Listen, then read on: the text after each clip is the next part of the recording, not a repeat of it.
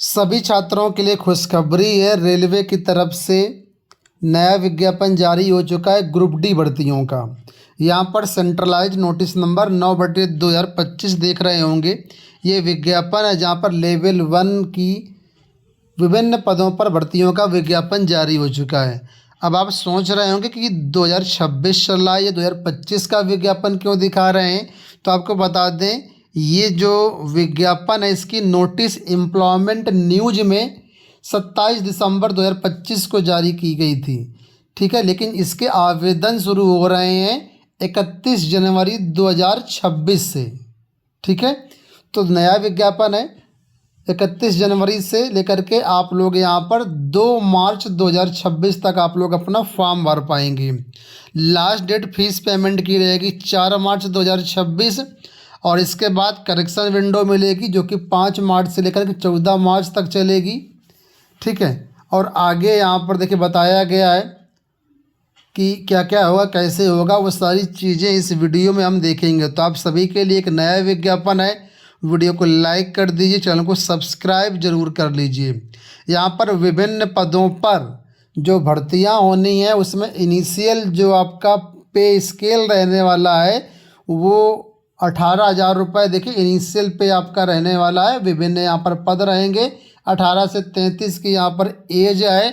Total vacancy की बात करते हैं तो 21,997 लगभग 22,000 पदों पर ये भर्तियां हो रही हैं।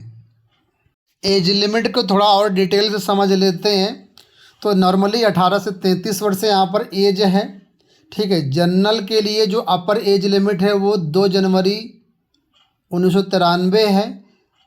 ओबीसी नॉन क्रीमी लेयर के लिए 1 जनवरी 1990 है और SC ST के लिए 2 जनवरी 1988 है। जो लोअर लिमिट है डेट ऑफ बर्थ की वो इस तरीके से है 1/1/2008। आपकी जो अपर लिमिट है वो काउंट की जाएगी 1 जनवरी 2026 से।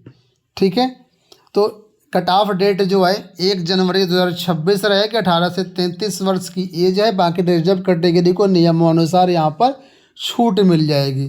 तो कुल मिलाकर के जो डेट ऑफ बर्थ दी गई, इन डेट ऑफ बर्थ के हिसाब से आप अपना कैलकुलेशन कर सकते हैं कितनी कितनी छूट मिल रही है। तो यहाँ पर देखिए ओबीसी नॉन क्रीमी लेयर को 3 साल की अपर एज में छूट मिलेगी। SC ST को 5 साल की। एक्स सर्विसमैन को कैटेगरी के अनुसार यहाँ पर छूट है। और इसके अलावा और भी विभिन्न जो कैटेगरी है उनको यहाँ पर नियमानुसार टेबल के अनुसार छूट दी गई है।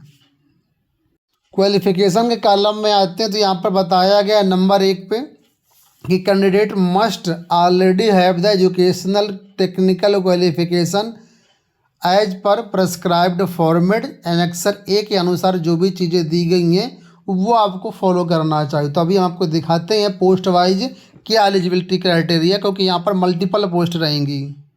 और फीस की बात कर लेते हैं तो SC ST ex serviceman, PWBD, female, transgender, minorities और EBC यानी इकोनॉमिकली बैकवर्ड जो क्लास हैं इन सभी को 250 रुपये की फ़ीस देनी होगी। ठीक है, और इनको छोड़ करके बाकी जो कैटेगरी आएंगी उनको यहाँ पर 500 रुपये की फ़ीस देनी होगी। लेकिन यहाँ पर बताया गया है कि अगर आप CBT में एपियर होते हैं यानी कि जो इसका रिटर्न एग्ज़ाम होगा उसमें अगर आप एपियर होते हैं तो जिनसे 250 रुपये फ़ीस ली जाएगी इनकी पूरी की पूरी फ़ीस रिफ़ंड कर दी जाएगी। जो टैक्सेस वगैरह होंगे, जो चार्जेस वगैरह होंगे उनको डिडक्ट करके, और जो बाकी कैंडिडेट हैं उनसे 500 रुपये फ़ीस ली जाएगी। लेकिन 400 रुपये जो उनकी फ़ीस है वो रिफ़ंड कर दी जाएगी। अब यहाँ पर देखिए लास्ट में एलिजिबिलिटी क्राइटेरिया को एक्सप्लेन किया गया। तो मैं इसको जूम करता हूँ और पदवार आपको एलिजिबिलिटी क्राइटेरिया बताता हूँ। तो यहाँ पर देखिए सबसे पहला पद है असिस्टेंट TRD। ठीक है, इलेक्ट्रिकल डिपार्टमेंट का पद है। मेडिकल स्टैंडर्ड क्या मांगा गया है और क्या क्या मांगा गया है। क्वालिफ़िकेशन यहाँ पर देखिए 10th पास मांगी गई है या फिर ITI मांगी गई है। इसके अलावा नेशनल अप्रेंटिस सर्टिफिकेट आपके पास है NCVT द्वारा ग्रांटेड इंस्टीट्यूट से, तो आप फॉर्म भर सकते हैं। कुल मिलाकर के यहाँ पर ज़्यादातर जो वैकेंसी है उसमें 10th ही मांगा गया है। ज़्यादातर क्या सभी में 10th ही मांगा गया और कोई यहाँ पर अलग से क्राइटेरिया नहीं है। ठीक है, तो अब यहाँ पर पोस्ट आप देख लीजिए, assistant TRD, assistant operations electrical, assistant TL and AC, तो ये pointsman, assistant track machine, track maintainer 4, assistant bridge, assistant carriage and wagon. तो इस तरह बहुत सारी वैकेंसी है जो कि आप देख सकते हैं, अलग अलग पोस्ट के लिए अलग अलग यहाँ पर वैकेंसी है। कुल मिलाकर के 14 टाइप की पोस्ट हैं, इनमें से अलग अलग डिपार्टमेंट की ये पूरी वैकेंसी है।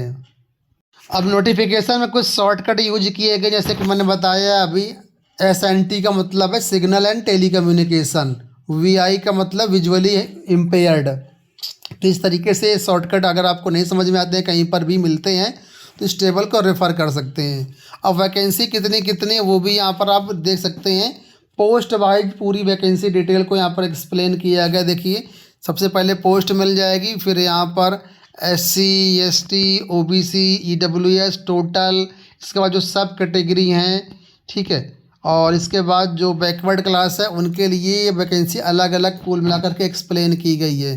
तो इस टेबल को आप रेफ़र कर लेंगे तो सारी चीज़ें आपको पता चल जाएंगी कितनी कितनी वैकेंसी यहाँ पर है।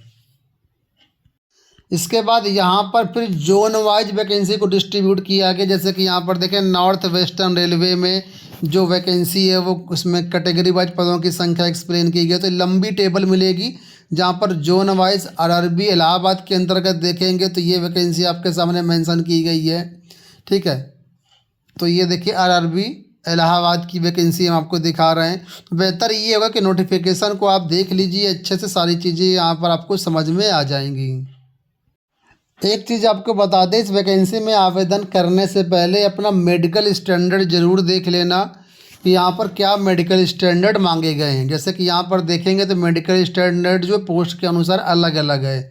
अब यहाँ पर देखेंगे तो बताया गया है, क्योंकि किसी किसी पोस्ट में A1 मांगा गया है, किसी में A2 मांगा गया, किसी में A3 मांगा गया, किसी में B3 मांगा गया, किसी B1 मांगा गया, C1 मांगा गया है। तो ये यहाँ पर आपको देखने को मिल जाएगा। A2 का मतलब होता है physically fit in all respect, ठीक है, जनरल फिटनेस से मांगा गया है। और विजुअल जो होगा उसमें क्या क्या होगा, कितना आपका विजन डिस्टिंक्ट रहेगा, कितना नियर विजन रहेगा, ठीक है। तो ये आप यहाँ से आप इसको समझ सकते हैं। बाकी इसका हमने एक अलग से भी वीडियो बनाया था कुछ समय पहले, तो आप चाहें तो वो वीडियो भी रेफ़र कर सकते हैं। वहाँ के नोटिफिकेशन में सारी चीज़ें यहाँ पर मेंशन की गई हैं। अब बात करते हैं आवेदन कैसे करना है। तो आवेदन करने के लिए सिंपल सा बहुत सारे मोड होते हैं यहाँ पर। पहले तो जो इनकी सेंट्रलाइज वेबसाइट है वहाँ पर आप लोग जा सकते हैं, ठीक है। या सेंट्रलाइज वेबसाइट पर नहीं जाना चाहते, जो रीजनल बोर्ड है होते हैं वो उन रीजनल बोर्ड पर जा कर के भी आप लोग अपना फॉर्म भर सकते हैं। जाहिर सी बात है, ये सेंट्रल की भर्ती है तो ऑल ओवर इंडिया के कोई भी कैंडिडेट होंगे वो सब यहाँ पर एलिजिबल होंगे। बस आप लोग अपना जो एज बैंड है वो देख लेना, इसी एज बैंड के बीच आप जो है फॉलो करेंगे तभी यहाँ पर आप आवेदन कर पाएंगे। अब आपकी सहूलियत के लिए हम यहाँ पर आपको वेबसाइट भी दिखा देते हैं। यहाँ पर देखें सभी RRB मिल जाएंगे और सभी RRB की आपको वेबसाइट मिल जाएंगी। ये ऑफिशियल वेबसाइट है, इन्हीं वेबसाइट पर जा कर के आपको आवेदन करना है। किसी भी फेक वेबसाइट पर जा कर के अपने डिटेल्स मत देना, ठीक है। तो वेबसाइट आपके सामने हमने यहाँ पर मेंशन कर दी है। तो उम्मीद करेंगे वीडियो आपको पसंद आया होगा। इसी तरह के वीडियोस के चैनल को सब्सक्राइब कर लीजिए आप लोग, ताकि फ्यूचर की अपडेट्स आपको मिलती रहें। इस वीडियो में इतना ही, धन्यवाद।